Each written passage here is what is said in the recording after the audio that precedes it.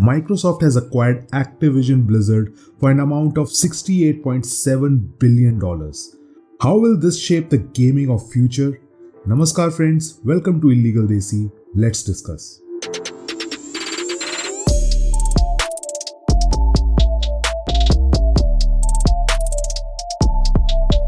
Not only is this Microsoft's largest acquisition to date, it is also the world's biggest acquisition of a gaming company, with the second largest just happening 2 weeks back, where Take-Two bought Zynga for $11 billion. So you can understand how massive this deal is. While the announcement has been made, it will take up to 18 months for the deal to be final, that is by around June 2023. Now let's take a look at what this means for Microsoft, Activision, PlayStation, and gaming in general. Microsoft of course stands to gain the most from this acquisition. Not only will it own Call of Duty, but it also gets 37 IPs that are owned by Activision Blizzard. These include Blur, Crash, Spyro, StarCraft, World of Warcraft, Guitar Hero, Hearthstone, Overwatch, Diablo, and Tony Hawk Pro Skater, just to name a few. It is interesting to know that Crash Bandicoot was a PlayStation mascot created by Naughty Dogs and will now be owned by Microsoft. Not only this, Microsoft will now own a huge part of gaming culture with events like BlizzCon and gaming history, as Activision was the first third-party game studio set up way back in 1979 during the times of Atari. Apart from this, Microsoft gets 9 mainline studios. These are Treyarch, Infinity Ward, Sledgehammer Games, and Raven Software, the 4 main studios who work on Call of Duty. Beanox, which has worked on multiple games including third-party IPs, Toys for Bob, which has worked on Skylanders and Crash Bandicoot, High Moon Studios, which has worked on Transformers and the Deadpool series in the past, and of course Blizzard, the makers of World of Warcraft, Diablo, and Overwatch.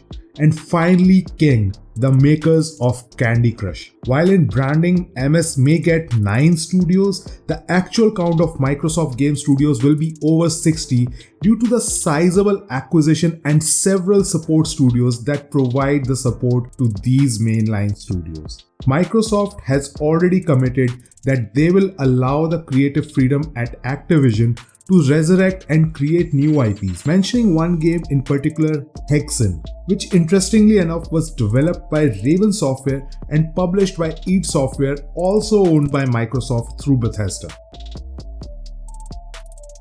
The biggest change that will come out of this is probably at Activision. The company is at fire from all corners, whether it's lawsuits, employee strikes, and the sheer amount of horror stories that employees are opening up to about the top management. Apart from that, it's becoming clear that all major Activision studios are experiencing the Call of Duty fatigue, to the point that the studio executives are already in discussion of giving the franchise a break for at least 1 year to work on other projects. Microsoft till recently has been known for a more hands-off approach to its subsidiary studios so they can work on the games they want. That gave them games like Psychonauts 2, which was a Game of the Year contender. This was a lesson learned after they were forced to shut down Lionhead Studios, the makers of one of Xbox 360's best game, Fable. In the case of Activision, however, they will definitely have to step in and solve the cultural issues at every level, because the current CEO, Bobby Kotick, has made such a mess of things that he was actually looking to purchase publication like Kotaku or PC Gamer to improve his image. The biggest company to take a hit will be PlayStation. According to December 2021's NPD, Call of Duty was the biggest game sold on PlayStation, even despite the sales being down. And it also brings a ton of revenue, as anyone who plays Call of Duty on PlayStation gets exclusive content that won't come anywhere else for a year. Initial statement from Sony only states that it hopes Microsoft will honor existing contractual agreements they made with Activision. However, there is no way to fully know what those contracts state and what's the fine print. One PlayStation executive did mention that Sony has a contract with Activision for 5 years of the Call of Duty League sponsor, which started in 2020. So a best estimate puts the Call of Duty games at 2024 coming to PlayStation. That is if Activision decides not to skip making Call of Duty for a couple of years. In a best case scenario, all existing games including Call of Duty Warzone will remain multi-platform, whereas all future games including mainline Call of Duty games will be strictly on Xbox. The internet is abuzz asking Sony to respond by acquiring a big publisher in response. But the fact is that Sony is a $135 billion company while Microsoft's net value is over $2 trillion. Sony on their part is working with Deviation Games, which was created by former Call of Duty developers to get a PS5 FPS exclusive. However, there is still a lot of time for that. There have also been calls for Sony to resurrect games like Resistance, Killzone, and SOCOM. Once the acquisition is complete, Microsoft will own the most diverse catalog of game IPs and studios of all, from family-friendly games such as Crash, Spyro, and Banjo-Kazooie, to the strategy games such as Age of Empires, StarCraft, to racing games such as Forza Horizon, MMORPG with Elder Scrolls Online, World of Warcraft, and Fallout 76, and most importantly, the best FPS games such as Halo, Doom, Overwatch, Wolfenstein, and of course Call of Duty. Microsoft is also now in control of the entire Western RPG segment after it acquired Bethesda. Of course, PC gamers will also get access to all these first-party games. Secondly, for those who are crying monopoly, this can't be further from the truth. It's important to note that that's how business is done, not just in US but in the world over.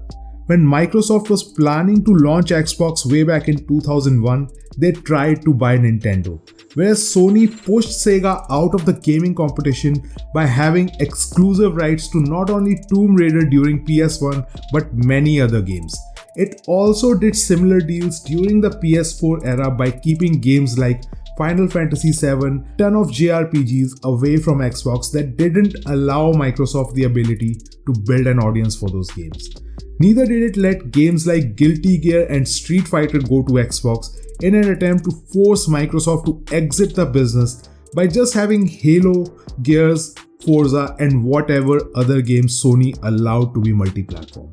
Just when Microsoft purchased Bethesda, Sony had already secured timed exclusivity to Deathloop and Ghostwire Tokyo, but was also in discussion to get Starfield as a timed exclusive for Sony, which is now going to be an Xbox exclusive. So I see it as both companies playing to their strength. But the bigger challenge is that Microsoft, by acquiring such a huge publisher, has opened up possibilities where any and every company could be up for grabs, as every other publisher's net worth is less than the MS Activision deal. It also opens up possibility of Google and Amazon jumping in to buy publishers, as not only do they have the money to do this, they also have a gaming division that is currently struggling.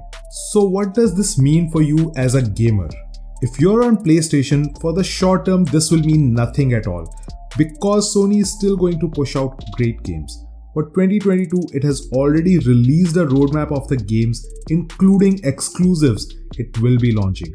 However, once the acquisition is made and those contracts expire, Sony will be left without FPS shooter games and any presence in the Western RPG game segment, pretty similar to how Microsoft is light on the JRPG and the fighter games thanks to Sony. It is important to remember that Microsoft made its first round of purchases way back in 2018-2019, and many of them are yet to bring out exclusive games. However, in the long run, Microsoft is looking to build a more diverse catalog that appeals to all gamers, young and old, and of course increase the number of people on its subscription service. The long run picture is still hazy at best, But definitely as an Indian gamer, you can no longer just buy a PlayStation and expect to get all the games you want to play. There's also an issue with the short supply and underwhelming response from Microsoft India to sell its consoles after the initial burst in India to make things worse. At this time, the gamers that stand to benefit the most is the PC gaming community, as they will get both Xbox and PlayStation games, and that would be my recommendation as well, that if you are looking to play all the games without missing out, you should definitely get a PC. But that's what I think about all of this. Let me know what you think about all of this. What do you think is going to be the future? What do you feel after this acquisition? Did you buy a PlayStation just to play Call of Duty? Leave your comments down below. If you like the video, hit that like and subscribe button. Share this video out to a friend, and I will see you in the next one.